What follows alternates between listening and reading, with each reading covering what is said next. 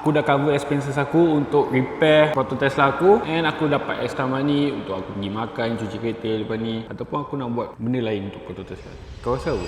Kenapa aku simpan lagi Proton Tesla ni? Sebab dia mengingatkan aku journey aku dulu sampailah aku berjaya. Apa maksud berjaya? Mungkin setengah korang segi berjaya tu dapat degree, dapat diploma, lepas SPM. Ada yang juga maksud berjaya tu adalah mendapat kerja yang diorang memang betul minat. Tapi satu benda pasal berjaya ni, ending dia sama saja, iaitu kita kena stay humble, down to earth, dan ingat balik hard work yang kita buat dulu. That's one of the reason lah kenapa aku kekalkan Proton Tesla ni. Kereta ni dah umur belasan tahun, jadi aku kena tukar part dia. Kalau kau tengok sini 1680, aku kena tukar undercarriage dia semua, daripada tulang anjing sampailah getah dia, aku kena tukar one set. Macam mana aku nak cover benda tu? Senang saja, sini aku tunjuk. Sekarang ni aku dah nampak satu setup. Aku akan entry sekarang. Aku akan explain later why aku entry kat sini. Entry ni pun aku ada bagi kat Rumah Biru. Aku nak pergi makan dulu dan cari whiteboard untuk webinar akan datang.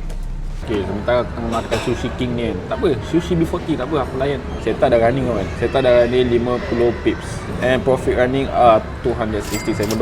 $267 convert dalam Malaysia berapa ringgit? Kau teka sendiri, kau komen. Kalau betul, aku bagilah hadiah sikit. Aku biarkan je lah running dulu. Habis makan, beli barang semua, nanti aku ambil balik. Scoop.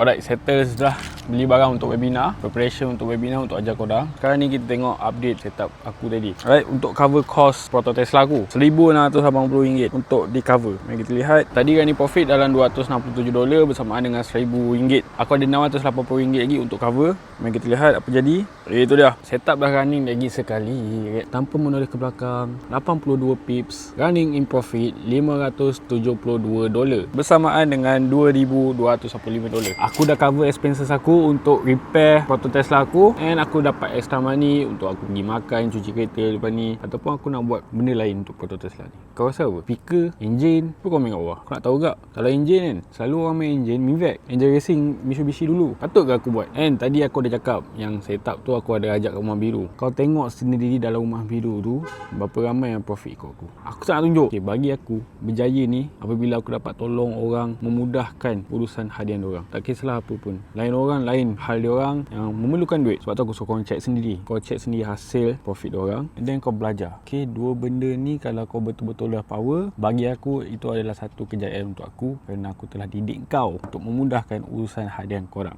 Berjaya ni lain orang, lain masuk. So berjaya bagi aku adalah didik korang sampai jadi. Tekan link kat bio, tekan di atas, open browser. Bye. Salam maghrib.